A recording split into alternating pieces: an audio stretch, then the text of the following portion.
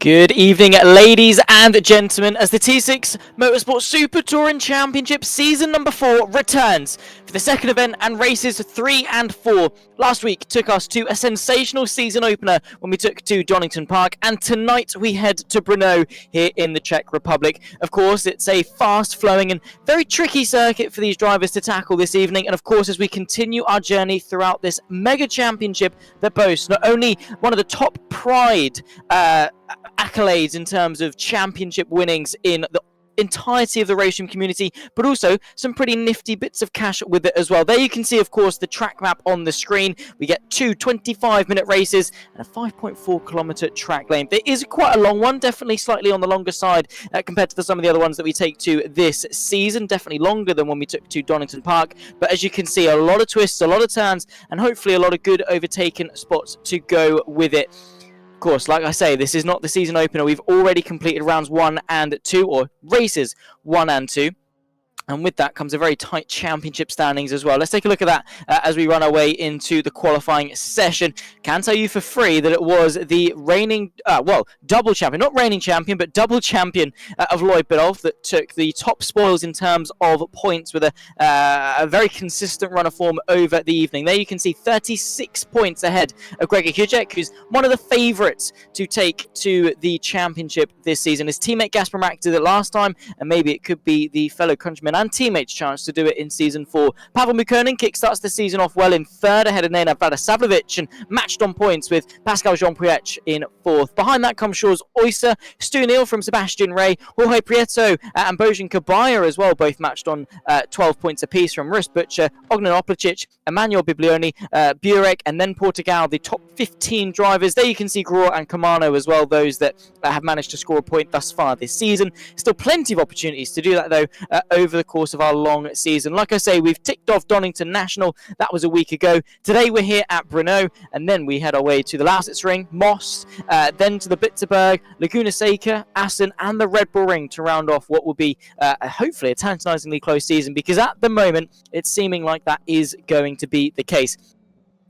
We're about most of the way through qualifying as we jump our way towards the tail end of the session, and it is Gregor Hujek that is setting the pace in that Hyundai 207.724 and just shy of 4/100ths of a second clear of a very recognisable name. Of course, it is the Mackenberg brothers. They're back with us this evening. They missed Donington Park, unfortunately, for whatever reason, and well, we're happy to see them back again. And it's Marvin Mackenberg that's setting the benchmark. Not seeing Sven at the moment, maybe not been able to set a time thus far this session. And speak of the devil, and he shall appear. It's Marvin and Sven 2 and 3 as things stand this evening.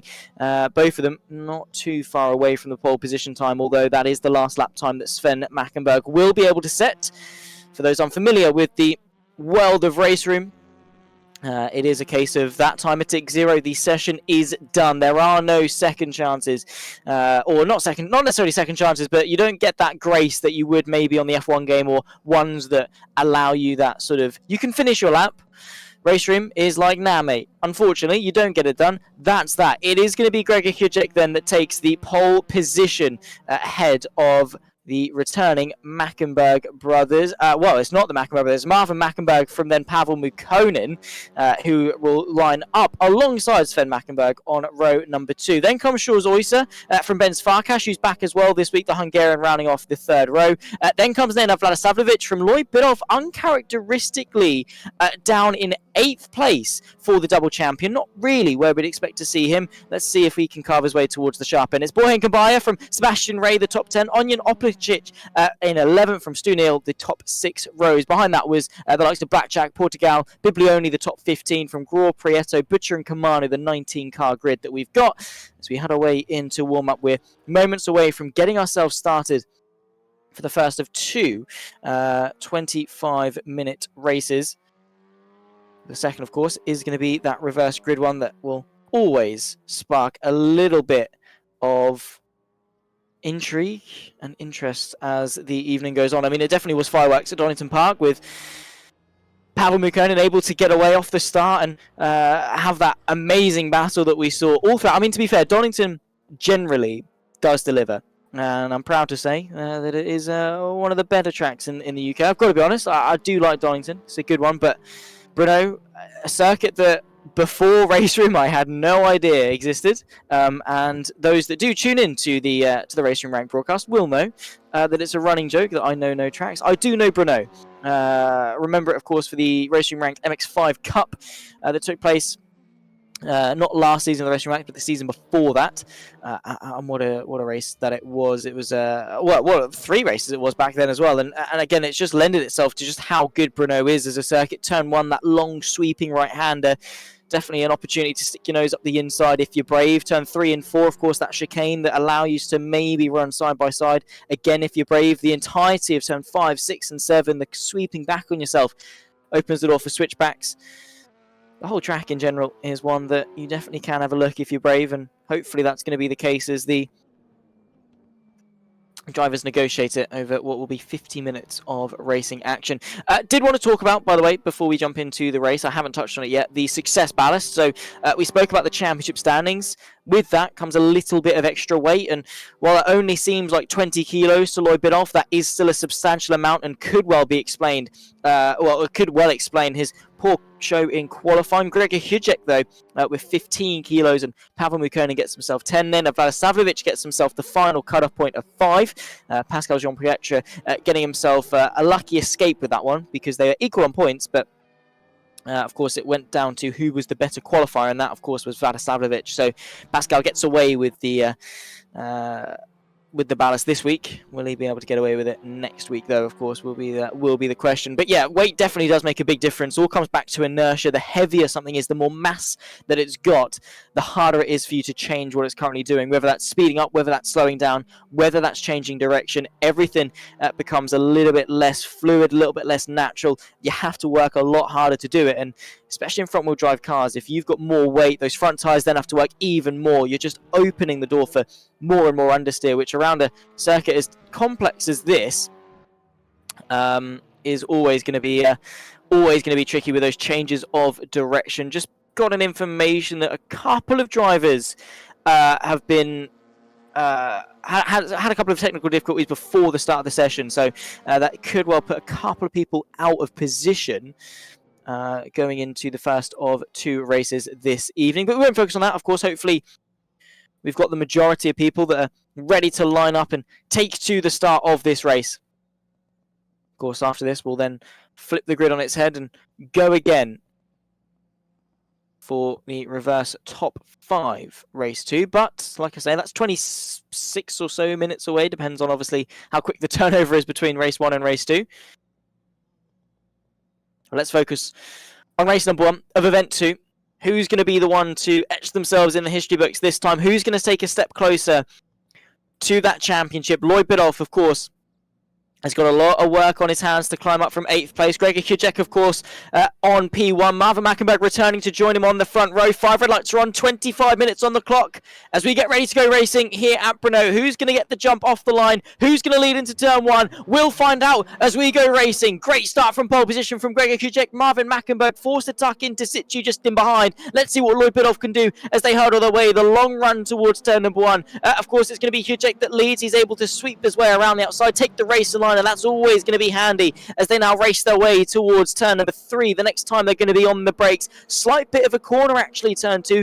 Quite surprising in that aspect. You think you can straight line it, but if you get it slightly wrong off the exit of turn 1, it definitely becomes a corner. A couple of side-by-side actions in the background as well. You can see definitely in the mid-pack, couple of moves being made. Sven Mackenberg losing out to Shores. Also Lloyd Bidoff climbing his way to 6th place as well. We run our way through turns 3, now 4.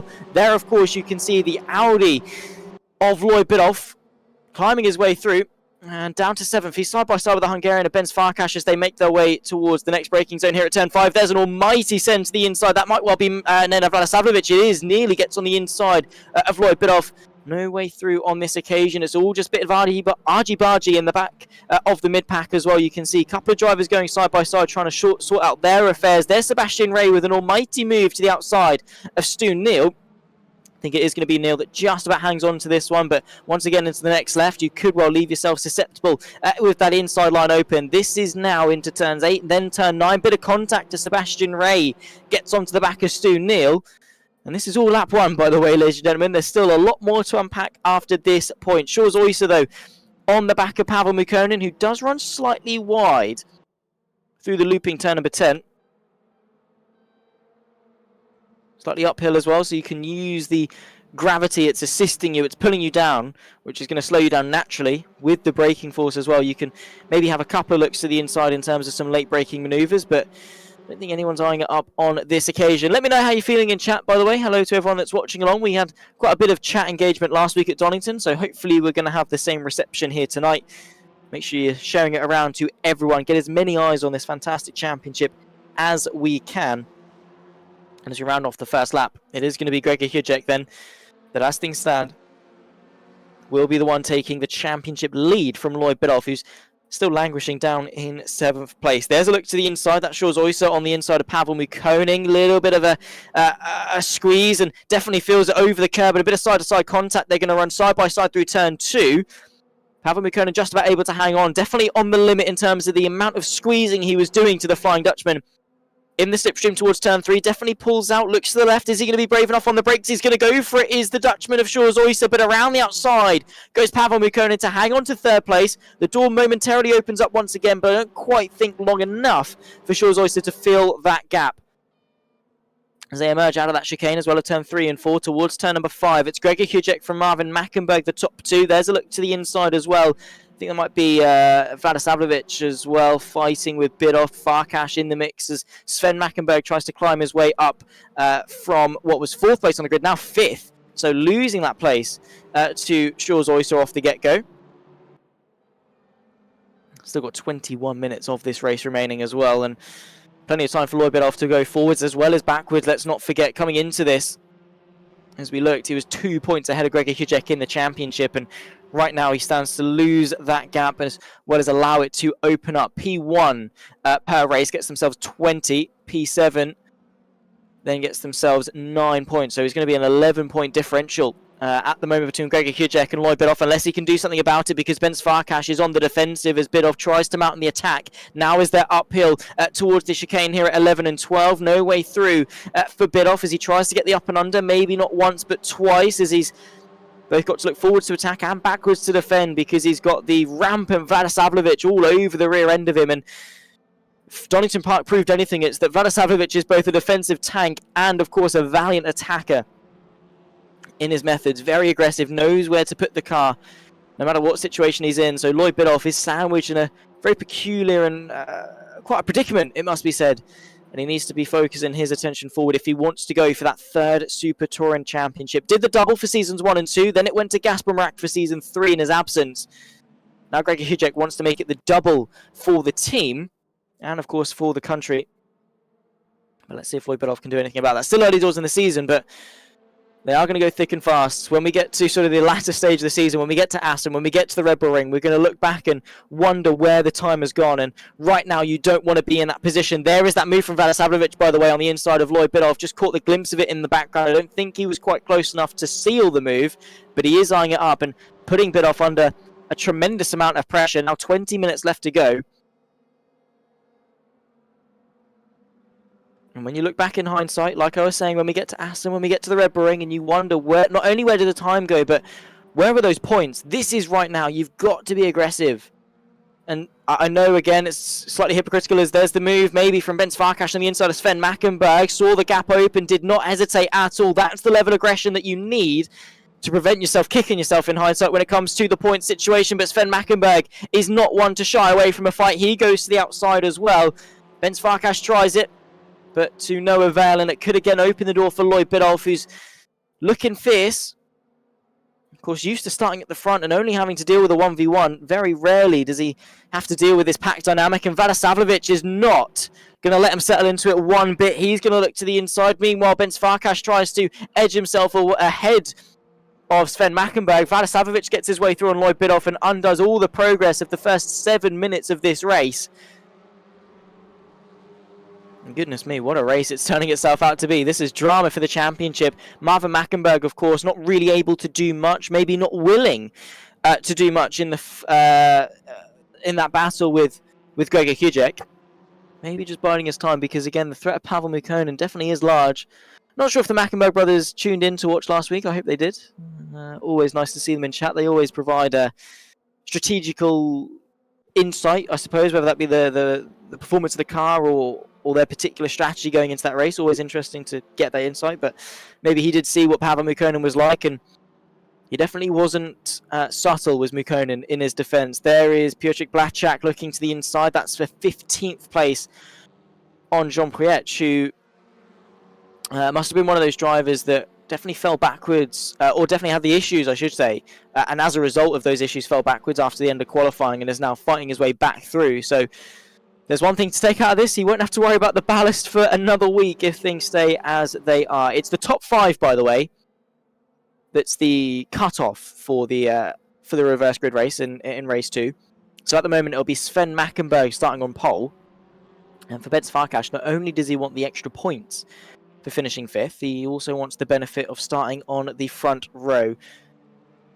Ticking through time quite quickly, only 17.5 minutes to go already. These laps, of course, 2 minutes long. It is quite a long lap. It was about 1.5 minutes at Donington, so already looking about 35 seconds longer here at Brno. And Shaw's Oyster as well, another driver. Speaking of those with aggression, he is one that most definitely does not back down. Brought it up again last week, but we'll bring it up again this week. That attack that he had last season at Aragon definitely coined him as the Flying Dutchman in his all-black Seat Cupra. Just launched it over the curbs. He, again, just doesn't show fear. And obviously, to an extent, he's clever when he does it. His PJP makes his way through on Russ Butcher and up into 13th place as the battle in behind goes too wide, too deep. That's Blachak versus Portugal. Biblioni versus Graw for 15th on the road. But yeah, would definitely recommend anyone who, if this is your first time watching T6 Msport, welcome, hello. My name is Zach Sweeney. I'll talk you through about the pretend race cars on track, and it's been myself and Darragh Thacker to do the majority of it over the last, what was it, nearly 1.5 years, 2 years of T6 Msport. I remember the initial email that Rich sent me and definitely got excited. And what a journey it's been, because we get racing like that where Shaw's also just thinking about the move to turn 1. But yeah, definitely would recommend, I'll get to the point eventually, anyone going back and watching the last 3 seasons, because I can't really recall a boring race. I mean, all the way from the get-go, the inaugural round at Silverstone showed excitement. There's the send from Shaw's Oyster to the inside. Pavel Mukkonen just about gets himself ahead of the apex, but a ding-dong as the Cupra is forced to concede to the Hyundai, and Shaw's Oyster goes through to 3rd. Nicely done, it must be said, from the Dutchman. All eyes firmly now set on trying to get after Gregor Hudjek and trying to get after Marvin Mackenberg as well. 15.5 minutes of this race remain, still over half of it to go. There's Marvin Mackenberg, of course, representing present tense Unlimited Esports. You might recognise that name for those interested in the British Touring Car Championship, which of course you're interested in the British Touring Car Championship. Who isn't? The T6 Msport getting the privilege to represent their official esports contingent, and fantastic drivers to do it as well, in the form of the Mackenberg brothers. And he's on the back of Gregor Hudjek, looking, of course, for that return. His first race back, and potentially his first victory to go with it. Gregor Hudjek, though, in that championship battle, knows that he's gaining a lot of points on Lloyd Biddulph. Does he maybe look at this and say, I've got a lot more to lose, or does he say, I want that extra 3 points that I'm going to be gaining?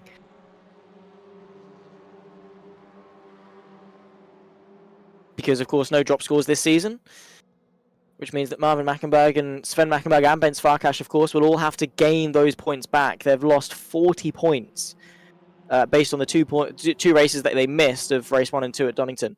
It's a lot of a gap to get. It is going to be hard for them to claw that back for the championship.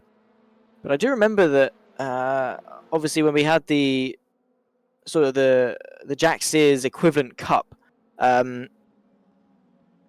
they were able to still climb their way through and do quite well with that when they sort of missed the first part of a season, jumped in and still was able to run really, really nicely until, of course, it was the Nürburgring where they actually dominated the round and disqualified them for that championship. But I think they still climbed up to like P6 or P5 in the championship, respectively. Something along those lines. So even though they've missed the first round, don't count them out for any big points in the championship. Still a lot to play for. Of course, quick reminder for the prizes. First place gets themselves £200 in cold, hard cash. Second place, 125. Third place, 75. So You know, we got £400 worth of cash to go out, and the attendance, of course. You come here, you tick your name off in the attendance. You show up, you get yourself a T6 Msport t-shirt as well, which I'm hoping to be trying out soon. I'd like to get one, get my hands on one, especially on that run up to Christmas. So that would be nice for those that make sure they attend each week. Of course, the Mackenberg brothers out of contention of that award already, but maybe there is the door open for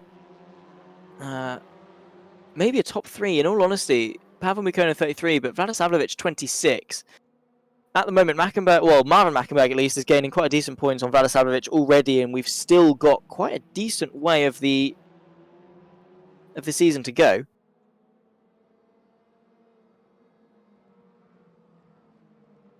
Now as we approach half distance, 12.5 minutes on the clock. 12.5 minutes left to go. As there is Ben Farkas, similar to the Mackenberg brothers on his return.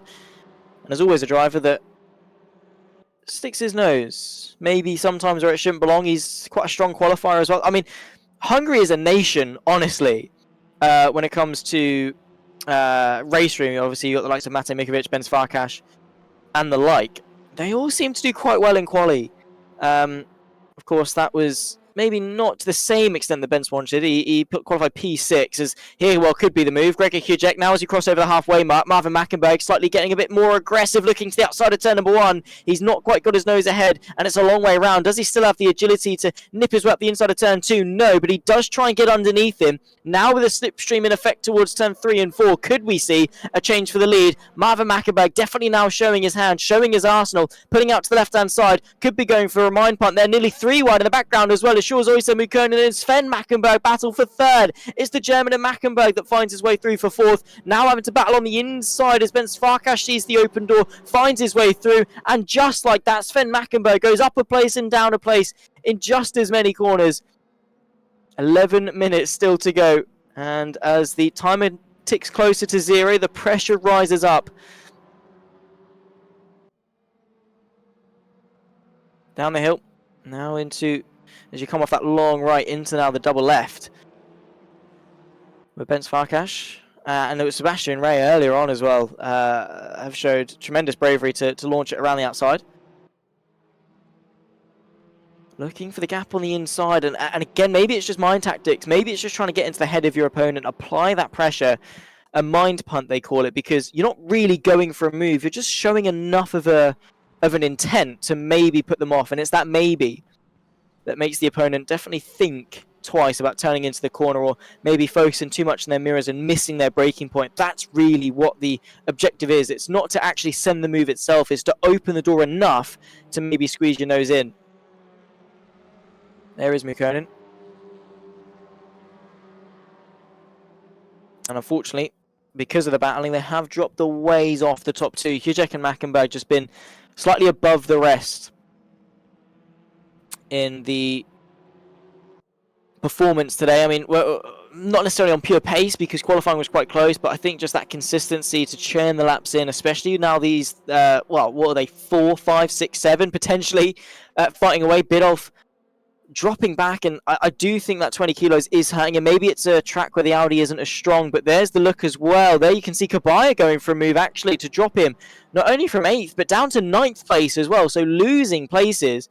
And this is only going to go from bad to worse for Lloyd Biddulph, because even with a reverse grid, he's not within the criteria to be flipped.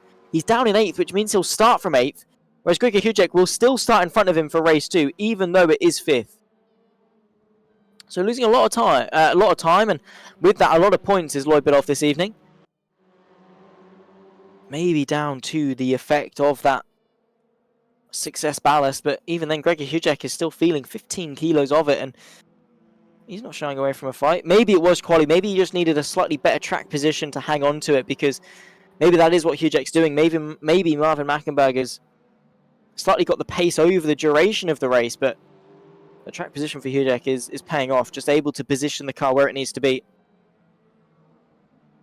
But at what point does Mackenberg maybe start to get a little bit twitchy, a little bit impatient, thinking about the move? I know Ben Farkas definitely wants to get past Shores Oysa and is fed up of looking at his rear end and move his way up into 3rd place. And what a return actually it's been. I mean, if Mackenberg, well, Sven Mackenberg is able to find his way past Pavel Mukkonen, we could have 3 of the returning drivers inside the top 5 in their first race.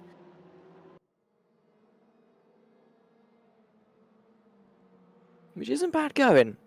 It just goes to show the level of talent that we've got on this grid. I mean, you'll see a lot of recognisable names from the higher end of Racing Esports. Of course, a lot of these drivers did qualify for the WTCR Championship that Racing held a year or so ago. And all of them did actually quite well, it must be honest. Pavel Mukkonen looks to the outsiders. You can see there, Ben Farkas and Shores Oyster nearly doing battle through the final chicane, but not quite enough to happen there. And to be honest, I think Pavel Mukkonen's in actually quite a decent spot here. He's obviously has to look backwards to keep Sven Mackenberg behind, but should anything go amiss with Ben Farkas and Shores Oyster, who are 2 very feisty drivers, he's there, he's ready to pick up the pieces. Like right now, the door opens up and Ben Farkas feels it through turn number 1, then into turn number 2. It's the Hyundai that then has to go to the outside, and through goes Ben Farkas. That was aggressive, that was bold, but in the same time, it was absolutely brilliant. But he's immediately back on the defensive as a look to the inside there. On Gregor Hujek goes Marvin Mackenberg. The focus back, though, because Pavel Mukkonen looks to the inside of Shores Oyster. There's contact. And the Russian driver is sent sideways. That's going to cause a bit of a knock-on effect to Sven Mackenberg. And now Vladisavljevic is getting involved. So it's that Konstantina effect as they all bunch themselves up once again. What a battle this is turning itself into for the final 7 minutes of this race. There's a look from Vladisavljevic as Lloyd Bidoff wants a piece of this, but not quite able to drive himself onto the back of this train. And the sweeping nature, constantly changing direction. Definitely, I mean, you turn in slightly wrong, the car pushes on, pushes understeer, similar to what happened to Shores Oyster at turn 1, just maybe took a bit too much speed, ran slightly wide, and Ben Farkas was then able to find his way on the inside. You do that, and you've got, 3 drivers that are ready to pick up the pieces and just try and freight train you more than anything. Very close to the front, Hujek and Mackenberg still only separated by a couple of tenths of a second as, again, Shores Oyster showing his nose. Definitely opting for quite a quick-in approach. You saw there that at the midpoint of the corner where Shores Oyster had to maybe crank on a bit more rotation, that was where Pavel Mukkonen was able to close back in. But that initial entry into the corner, Shores is very, very strong through. Uphill towards the final chicane. Here it turns 13 and 14. The left then into the right to lead you onto the pit straight, as we've only got 5 minutes and 45 seconds left to go of race number 1. Pavel Mukkonen ever so slightly betterly poised on the exit of turn 14, able to get a slightly later apex or wider entry as well to carry that speed through, and could well be a menace going into turn number 1. There's the move to the inside as well. Marvin Mackenberg eyes up the lead, but I don't think that's going to materialise then. Of course, then you've got Sven Mackenberg looking to the inside of Pavel Mukkonen. The door opens up, maybe a slight bit of contact as they reach the apex, but all in all is all good as they settle into single file. Vladisavljevic as well eyes up the move on Mackenberg as Lloyd Bidoff and Kabaya close in for what is going to be the back end of this train for 7th. Side by side again for the lead. It's ramping up as Mackenberg tries to find his way through on Hujek, and momentarily I think did so. It's very close as the inside opens up once again. Change for the lead as Gregor Hujek has to thwart it to the outside. They're still going to remain side by side. Has he got enough of a leg though as they approach their way towards the next chicane? And no, it's not going to be enough as Marvin Mackenberg has to tuck into Gregor Hujek. Of course, at the back end of the circuit here, at turn number 10.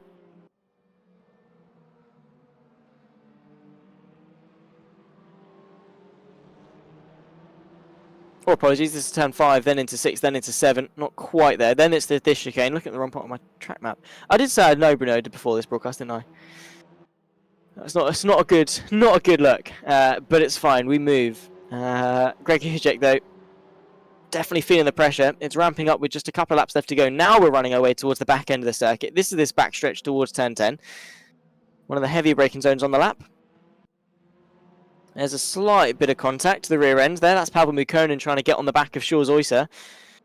Exit here is crucial because you're uphill into the next chicane. So you want to get that drive. You don't want to be one of those drivers that bog down.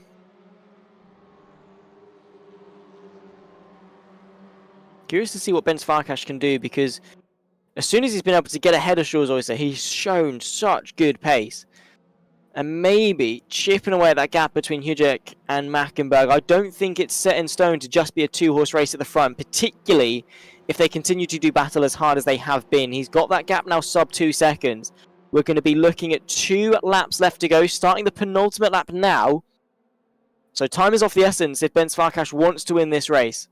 Side by side in the background as well, Lloyd Bidoff with Kabaya. The Serbian looking to the outside. I don't quite think that's going to work through turn number 1, but he's going to go really wide, get a really late apex, maybe get the power down slightly more effectively.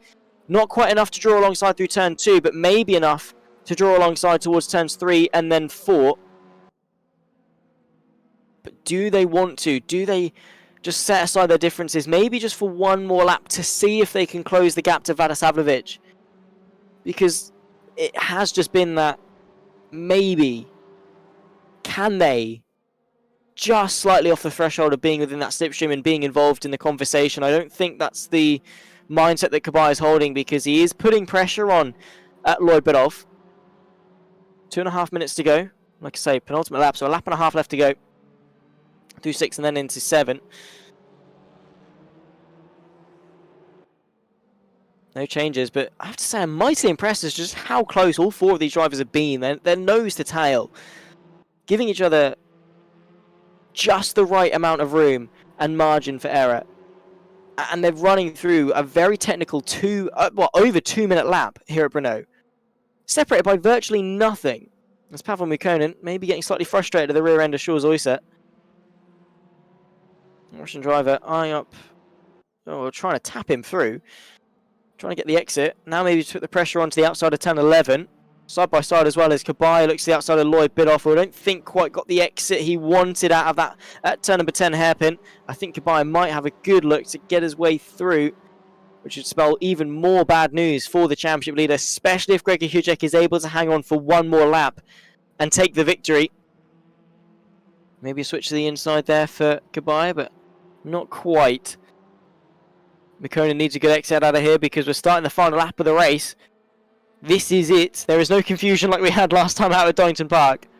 It's not close. It will be definitively that this is the final lap they're about to start, and I think Gregor Hujek and Marvin Mackenberg are going to do battle straight away.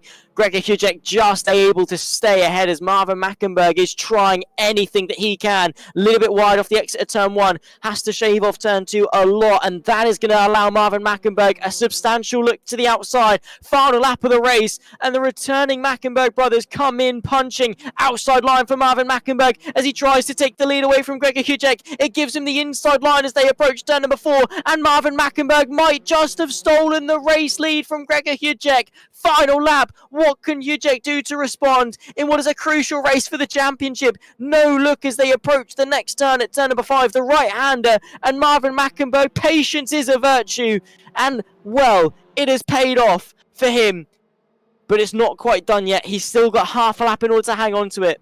In what is a sensational return to the championship. He's taken race wins, he's taken podiums before, but I don't think any of them are going to taste quite as sweet as this one. Through turn 8, then turn 9, Gregor Hujek has to pull something, but where can he get this move done? Ben Farkas as well has been reeling them in, but I don't think by quite enough really to go for much of a move. A weave maybe to just unsettle Marvin Mackenberg, but that man is bulletproof. He does not get sort of shaken by a mere swerve. Going to take a lot more than that to conquer Mackenberg. And Gregor Hujek, you've got a new contender on the scene. It's not just Lloyd Bidoff now. You've got the Mackenberg brothers. You've got Ben Farkas, Shaw's Oyster, Pavel Mukonin, all of them. It's such a competitive championship. And whilst maybe some tip him to be the favourite, he most definitely has got his work cut out for him, because Marvin Mackenberg, for 24 minutes, sat behind Gregor Hujek, trying to find a way through, out of the final corner. And on his return, Marvin Mackenberg puts his foot to the floor and sees the checkered flag first for race number 3 of season 4 of the T6 Motorsport Super Touring Championship. It goes to Marvin Mackenberg here at Brno. Gregor Hujek, close but no cigar, ahead of Ben Farkas. Then Shaw's Oyster. Pavel Mukonin was close, but not enough to topple the Flying Dutchman. Sven Mackenberg in 6th. And Nenad Vadisavljevic. Then it's Lloyd Bidoff, as Blatchak makes a very interesting interpretation of how to cross the checker flag. What a race to kick things off this evening, and we get to do it all over again with the top 5 reversed. We'll, of course, run you through the full results in a few moments' time, but Lloyd Biddulph losing points, substantial points to Gregor Hudek. Of course, he's going to be glad that Marvin Mackenberg in the end got ahead of his championship rival, but even then, it's a bittersweet day for him. As there we can see Marvin Mackenberg taking the victory for Unlimited Esports. But it was Gregor Hudek and Ben Farkas that complete the podium. Look at how close the best lap times are as well. Shores Oyster from Pavel Mukonen ahead of Sven Mackenberg. They keep them both inside the top 10. It'll be Pavel Mukonen, though, that starts from pole position for race 2. Vladislavovich from Lloyd Biddulph, who we've already said is a very unfortunate case for the championship. Behind that, you've got the likes of Kabaya, then Ray at the top 10. Neil, Opalic, then Blachak, Butcher, and Biblioni for the top 15. I'm going to step away for a few moments' time. Don't go anywhere, because we'll be back for race number 2.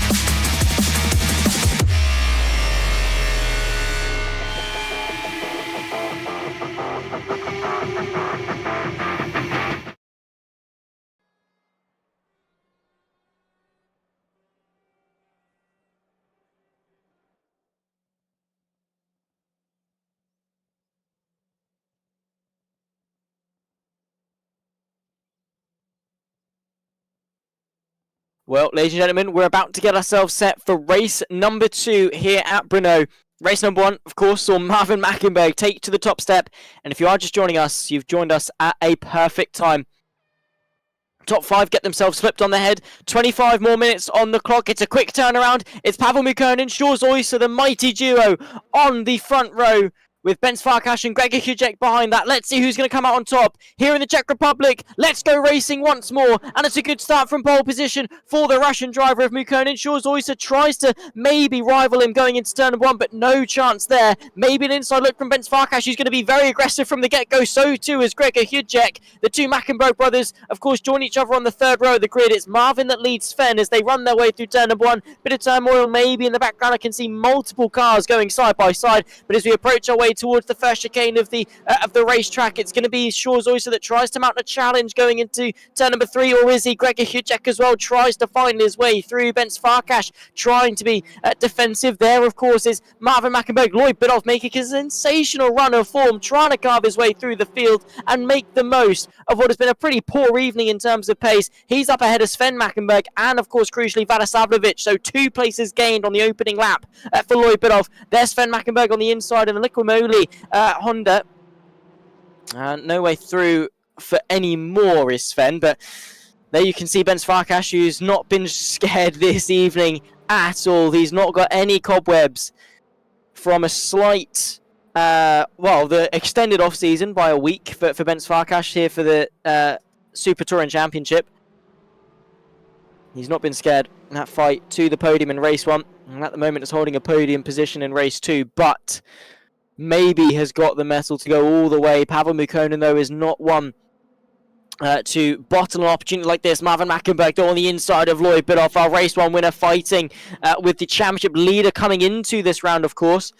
And with no ballast, that's surely going to be an easy affair for the Hyundai.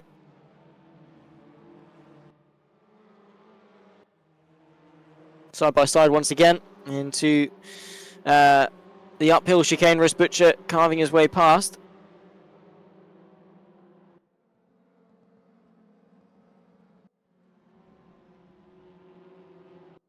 Shorzoisa there on the back of Pavel Mukonin.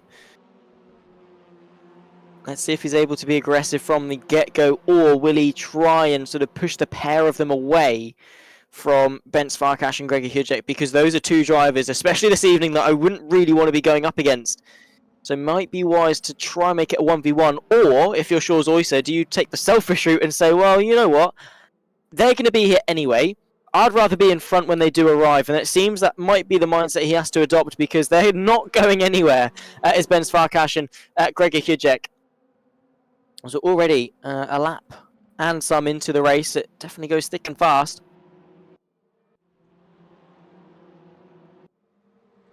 Sebastian Ray, who has a consistent What word? Run? Consistent run of top 10 finishes. We'll go with that one. It's my job to speak English, and sometimes I can't even do that much. There you go, ladies and gentlemen. If anyone wants to be a commentator, there are plenty of jobs available. Mine probably very soon. Gregor Hujek on the back of Ben Farkas, again, as they run downhill towards what is turn 7, this long left-hander that, speaking of Sebastian Ray, was very, very brave to try and go around the outside through race number 1. I was about to say turn number 1 there as well. Blimey. This is why you watch it on Tuesdays when Darren Thacker's on. The R Factor 2 Touring Car Championship that T6 have got. Of course, make sure to tune in for that one. This is getting very busy. Biblioni with some biblical stuff, trying to send the move to the inside. Threads the needle, up in a 15th place. Nicely done from Biblioni. Definitely got very aggressive very quickly and ramped up the pressure. And even more so as the Honda looks to the inside. That, of course, is Graw. And the gap does open up, actually. Biblioni running slightly wide. Does he get the exit he needs to hang on to it towards turn 11? The left, then the right, but the up and under still there. Not enough, though, to pry Biblioni open. 5 minutes already through. Lloyd Bidoff in a much more respectable 6th place. Still losing points on Gregor Hujek, just this time not as many. He's going to be hoping that next week when the roles are reversed and the ballast tips the way of Hujek, that he's going to be able to make the most of it. In a week's time, of course, we go to the Lausitz ring on the 3rd of November, then to Most, so back to the Czech Republic. But yeah, Lausitz ring, he's going to be hoping that the Audi does a slightly better job there in terms of performance. Maybe Brno is a track that he's not too fond at. It's not one that we've taken to in the Super Touring Championship, to memory. We have done a lot of circuits. but I don't think Brno has been one of them. Waiting for Rich to very quickly correct me and say it was like a championship deciding. It wasn't a championship deciding fight. I can guarantee it wasn't a championship deciding fight.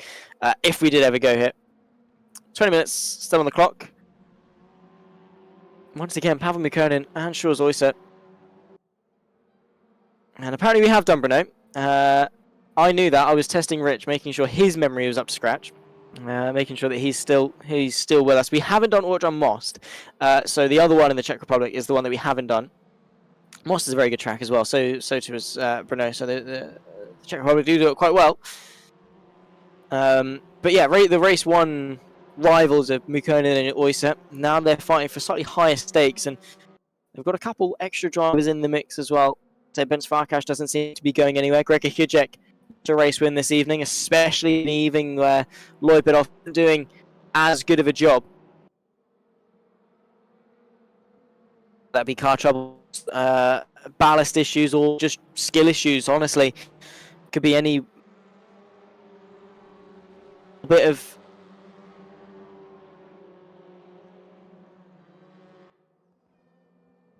Sven Mackenberg yet to breach into the top 5 this evening. Of course, his brother getting that win in race 1. That last lap overtake on Gregor Hujek to seal the deal outside of T3, inside of T4. Let's see if they're able to do some more Mackenberg magic for race number 2. Of course, not really able to make much progress is Marvin. Of course, getting that front row start for race 1 definitely helped. Now been put on the back foot, of course, by starting 5th for race 2, maybe showing that track position is slightly important here at Brno, because Lloyd Bidoff struggled to work his way forward in race 1. It was also the case for his brother Sven in race 1 as well. Definitely slightly more tricky to overtake potentially here than at Donington Park. Side by side, speaking of Sven Mackenberg and speaking of overtakes, he's going to go to the inside of Lloyd Bidoff, who's not going to back down. The Audi looks to the outside. That's going to be the inside, of course, for turn number 4, not leaving any room between each other as they run their way through, wanting to open up the racing line as much as possible. There's Lloyd Bidoff to give him the best fighting chance towards turn number 5. And Lloyd Bidoff stays ahead, but for how much longer? Sven Mackenberg definitely looking incredibly menacing. It's getting the pops and bangs out of the back of the car as well. You can see there some flame tipping out of the exhaust. Quite synonymous with Honda Civics, to be honest, especially those in the UK car scene. You'll know that any Honda Civic in a Mackey's car park is fair game when it comes to any combination of modifications. Might well be the case for Sven Mackenberg. Maybe he's put a popcorn tune on the old Honda. Who knows?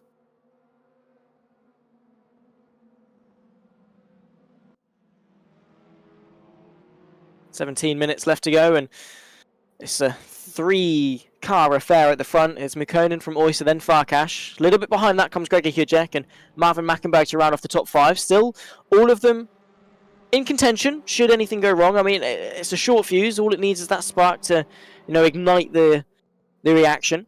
You can see, you can get pretty much the majority, if not all of the top 10 in one shot on this short straight towards the left and then the right. Of course, this the run between turn 12 and turn 13.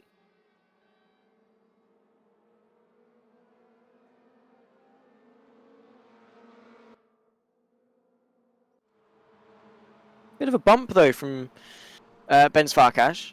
Sorry, we're looking back from Pavel Mikkonen, aren't we? So that was a bump from Shores Oyster. So he definitely was close enough to look to the inside for a move, but I think maybe just sort of saying, let's push on a little bit. Let's try and get away from Benz if we can. Unless he was just waiting for turn number 3, and I think that was the mindset. Very cleverly done from the Flying Dutchman, who's going to look to go to the inside for the race lead. What does Ben Farkas have to do in all of this, as well as the space could open up? The switchback opens as Pavel Mikkonen tries to open up turn number 4. Meanwhile, Ben Farkas trying to find any way to get involved that he can. He gets the power down better out of turn number 4, but the bottom line is that Shores Oyster now leads this race to turn number 5. Mikkonen, the gap does not open up once again, and well, I thought it was Shores Oyster being tame. It was actually him just setting up the attack going into turn 3. Very clever stuff. High IQ plays from the Flying Dutchman.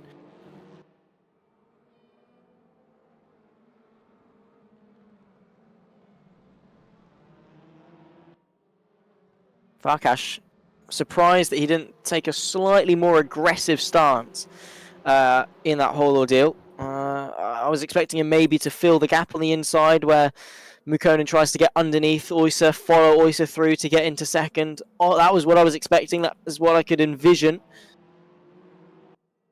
But maybe he knows something that I don't and is trying to be a little bit more patient, considering we still have just shy of 15 minutes left to go in this race.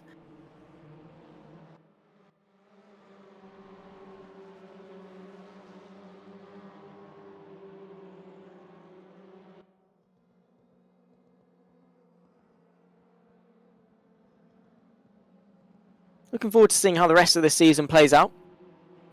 Like I say, we tackle the Lausitz Ring in a week's time. Then we head to Moss, Blitzerberg, Laguna Seca, Assen, and Red Bull Ring. Let me know in the YouTube chat, by the way, anyone watching along, which one you're most looking forward to getting to. Of course, £400 in cash prizes, plus 2 Trip 6 or T6 shirts to go for the attendance awards as well. So upwards of, about £450 worth of prizes for Season 4. Still a substantial amount of cash. And of course, thanks to our sponsors, Stu Udressi's Garage and Garage DuPont as well, both based in Switzerland. And you can find all the information you need to go and support them down in the description below.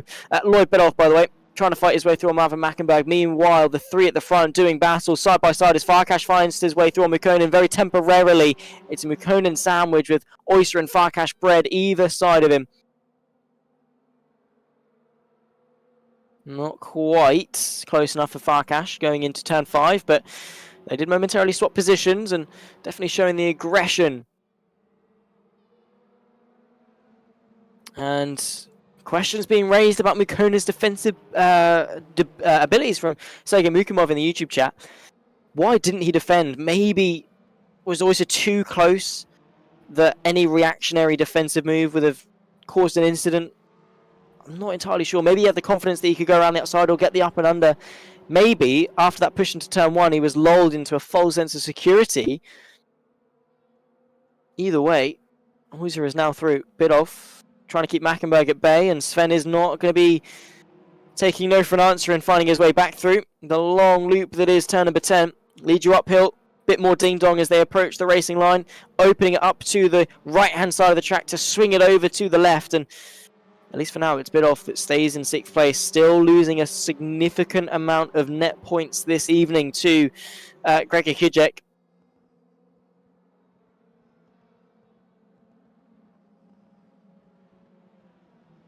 Halfway through this race, 12 minutes, 12 seconds left to go.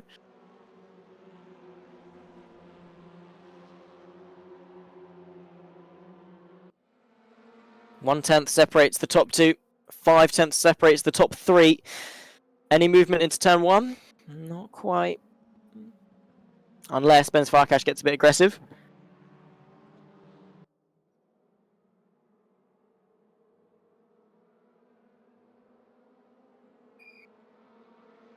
Out of turn 2. He definitely looks a lot closer to Pavel Mukkonen. He didn't shy away this time last lap, and he might not do the same this lap. But I mean, Pavel moves over to the left. Definitely slightly better defending than he did for the lead, because there actually was some. Inside line opens up though through turn 4. He's forced to give the spaces. Pavel Mukkonen, Ben Farkash getting very aggressive. Now it's a contest of who can put their foot to the floor first. I think that one is going to go the way of Pavel Mukkonen, but showing his nose is Ben Farkash. Got to be careful though, because Jules Oysa, give him an opportunity to get away, and he will take it. Especially when it comes to a race victory. He's one of those drivers that maybe not week in, week out has the consistent pace to fight all the way at the sharp end, but give him that opportunity. Give him an inch and he will take a mile. He doesn't waste chances. He sees any open door as an opportunity. He sticks his foot in, and then he makes his claim. That's exactly what he's done this evening with, obviously, fighting towards the sharp end in race 1 and just missing out on the podium. Then, of course, in race 2, sharing the front row with Pavel Mukkonen, able to get ahead. But now he's got to defend being ahead for over half the race. He's done a decent portion of that already, but still 10 minutes to go. And when you've got Pavel Mukkonen, who of course wants that revenge, and when you've got Ben Farkash, who wants to find his way back through and fight on his return for a win. Could we have 2 returning victors across the 2 races this evening? All will be answered in about 10 minutes time. We're already 15 minutes of the way through this race. Definitely going thick and fast.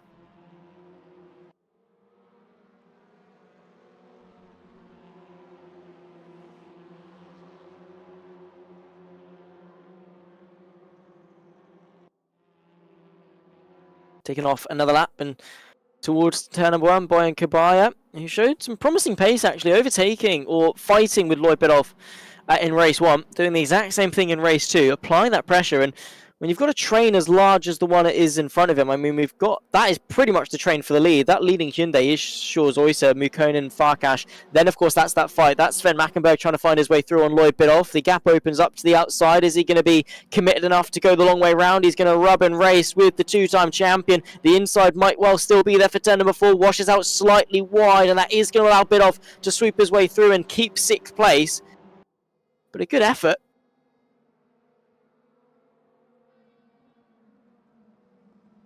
As Kabaya, even though he is one of the new kids on the block, he isn't scared to wrestle it up against some of the veterans of this championship.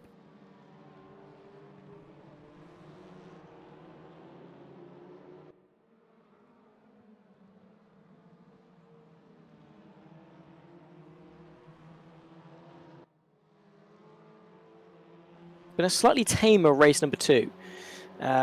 With sort of, I mean, we've had the potential for action. I mean, these guys are as close as ever, but no one really wanting to go for it. And I expect we're sort of bottling all of that up, ready for sort of maybe the final 5 minutes or so, where the pressure really starts to spike, and that's then when we're going to see that catalyzation into a huge, I don't want to say catastrophe, but more so excitement for us as viewers to watch. It's going to get very busy on track, I'm sure, especially at the sharp end when you've got Oysa, Mukonen, Farkas and Hujek all within sort of a second and a half of each other.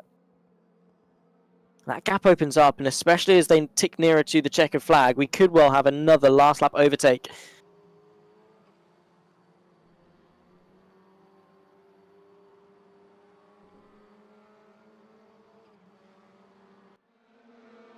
So what does Pavel Mukonen have up his sleeve? What does Shores Oysa have up his sleeve in terms of a defence? There's a three-way battle. Sven Mackenberg has been trying and failing to get away through on Lloyd Biddulph. And there you can see the German try to go to the outside. It's a Biddulph sandwich with Mackenberg bred either side. And Sven doesn't want to keep it away for that much longer. Kabaya and Vadisavljevic as well in the conversation. Biddulph doing his best to defend, but the gap opens up for Mackenberg. This time on the inside, the Honda dummies his way through. Leaves a big portion of space, though, to the outside of Lloyd Biddulph, and that's going to assist the two-time champion in having the agility the long way round. Can Sven Mackenberg complete the deal, or is Lloyd Biddulph going to hang on to 6th place once more? He is, and that is why defences like that prove why he is a double champion. But can he hang on to it? Because once again, the up and under is there. Look for Kabaya to maybe fill the space to the inside. Turn number 5 comes, and it's Sven Mackenberg that chucks the car to the inside. But look at Lloyd Biddulph. The agility is staggering. He takes the apex of turn number 6, and he defends into turn number 7. Absolutely incredible stuff from the Audi. And whilst he's only limiting the damage, he's not defending for the lead. He's not gaining points on Gregor Hujek this evening. This could be the difference in 7 weeks' time when we're thinking about that championship decider. He could look back and say, thank goodness I defended this hard from Sven Mackenberg. Oh my goodness me, that's Kabaya looking to the inside of the pair of them through turn number 10. The door opens up and Sven Mackenberg, in what was a desperate attack, has now put himself in desperation behind. Now, Bojan Kabaya.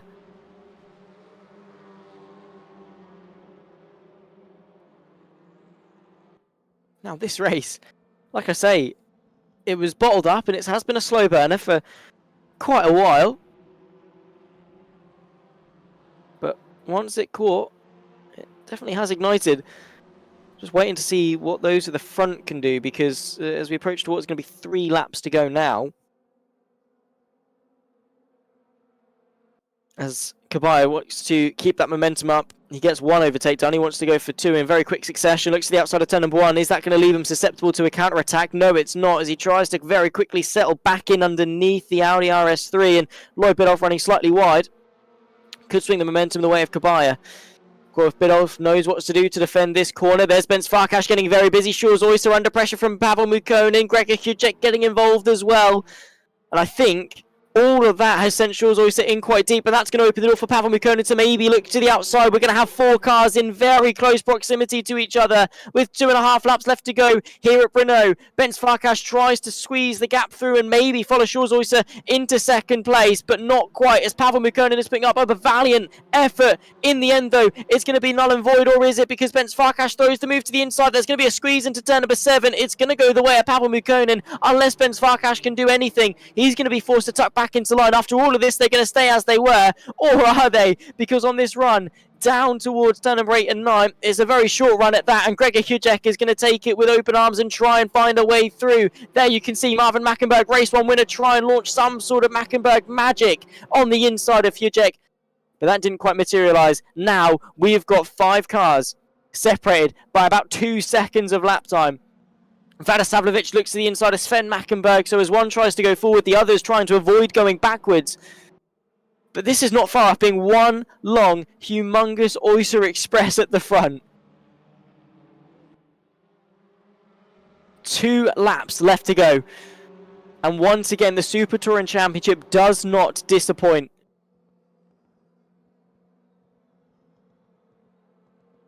I still cannot believe after all of that, they're 1, 2, 3, 4 and 5 as they were. No one swapped places. Farkas tried, but Pavel Mukkonen just had the aggression that he needed to stay in front.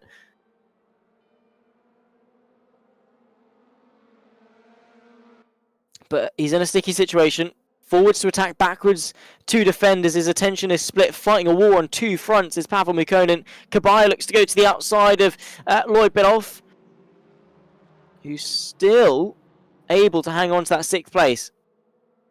But as a group, I mean, if they just sort of got their act together and stopped battling over 6th, they'd be in the discussion for the top spots. Here's Pavel Mukkonen, tucked underneath Shaw's Oyster, but opting to go single file. Doesn't want to take too much aggression.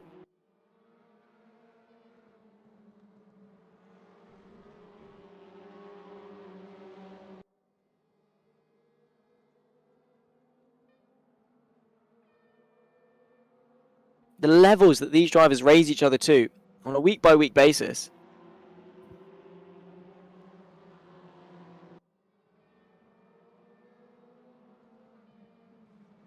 And there's a very aggressive look from Bence Farkas. Look at that, into turn number 7. Thinking if there is a space, I'm going to have my car there ready to fill it. But in the end, I mean, maybe just running slightly wide out of turn 6, because turn 7 comes at you in very quick succession. So it's that trade-off. Do you go faster through 5 and 6 and slower through 7? Or do you try and open up turn 7 at the price of maybe leaving yourself open on the inside for 5 and 6? But by taking more speed through 5 and 6, you basically defend turn 7 for free anyway. I think that's the methodology that most people have got. It's a shame not to see Mukhamov on this grid, by the way. He's a driver that's definitely shown us a lot of exciting moments. But moving on to some pretty exciting things. Biggest sports school in Moscow on weekends. And, of course, director of broadcast as well. So, looking very strong outside of the world of sim racing and doing a brilliant job is Sergei Mukhamov. But cheering on his countryman of Pavel Mukkonen, who at the moment is maybe edging close to victory. 1 more lap to go, as it'll be Shaw's Oyster that leads us at the line. But the race leader this time for race number 1 did not win the race. Heartbreak for Gregor Hudek. Absolute delight for Marvin Mackenberg. History, could it repeat itself? There's Vlada Savlovic now in front and trying to apply the pressure to Sven Mackenberg. Not quite able to on this occasion. Kabaya trying to apply the pressure on Biddulph as well. That's the fight for 6. Vlada Savlovic runs a little bit wide. That could invite Sebastian Ray, who, like I say, has got a consistent form of top 10 finishes. He's trying to maybe claw his way further in. That's side-by-side for the lead of the race. Bence Farkas, I definitely know, is trying to get involved. Shaw's Oyster under pressure. Once again, single file. Time is of the essence. Opportunities are running out. And battles here, there, and everywhere. This is what I was talking about. The boiling point has been reached. Gregor Hudek and, of course, Marvin Mackenberg alike, both of them got the pace to contend, but none of them seeing the open gap they need to really involve themselves amongst the top 3. However, what I was talking about, opening up turn 7 a little bit more at the cost of turns 5 and 6, I think maybe what Hudek trying to do to have a run at Bence Farkas or any of the top 3. But then now into turns 8 and 9, we've got maybe a third of the lap left to go. Where is the opportunity? Pavel Mukkonen, a slight mistake as well, maybe just dropping off the back of Shores Oyster. Maybe the Hyundai saving a bit more on the tyres, able to use them, lean on them a little bit more. Into turn number 10 for what is going to be the final time. Just 2 chicanes left to go. A left and a right, and then another left and a right to round off event 2 of season 4 of the T6 Motorsport Super Touring Championship. Vladisavljevic as well, at the moment, sits 4th in the championship. Tied with Pascal Jean-Pierre, and of course will be gaining points on the Swiss driver, but all eyes have been on the front because Shores Oyster, Mukkonen, Farkas, Zizek and the Mackenberg brothers have all shown absolute brilliance this evening at Brno. But Shores Oyster, he's held on. History does not repeat itself. And it's going to be Shores Oyster for the first time this season. Sees the checkered flag first here at race 2 for Brno and is victorious ahead of Pavel Mukkonen. Farkas from Zizek. Mackenberg completes the top 5 in what was a very consistent run of form for the returning drivers. Farkas with 2 podium finishes this evening as well. Of course, we'll run you through the full extent of the results in a few moments' time before we round off the broadcast. But what a second race that was. A slow burner for a while. But that final lap, that final couple of laps, really took it up a notch.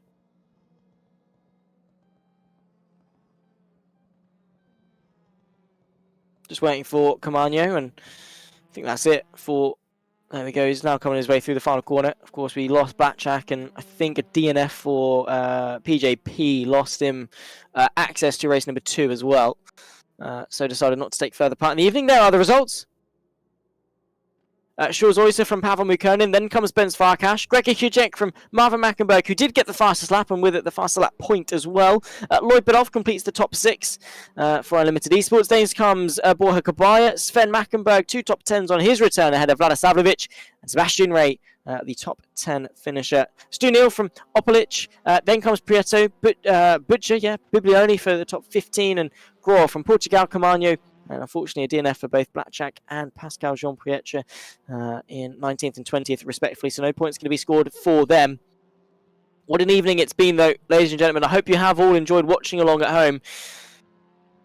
Just to give you a run-through of, again, what we can anticipate the tightness in the championship. Donington and Brno ticked off. We're already 2 each through this season. We go to the Lausitz Ring, Moss, then to the Blitzerberg, then to Laguna Seca, Assen and the Red Bull Ring to round off an 8-week championship. The championship itself is close as ever, £400 cash money prizes on the line. Of course, thank you to our sponsors at Stewart Dressy Garage, Garage DuPont, both of them based in Switzerland, and thank you for showing your support to them. Their links in the YouTube description below. Make sure you do go show them some love. Just click on the link, give it a look. You might find something that you really enjoy. And of course, thanks to them, it's that we're able to go racing week in, week out. There you can see the demo, though, for the Lausitz Ring. Very complex looking circuit. Who will be the one to come out on top, though? We've had 4 races and 4 very well-deserved victors. My name has been Zach Sweeney. Thank you for watching, and we'll see you in a week's time. It's goodbye for now.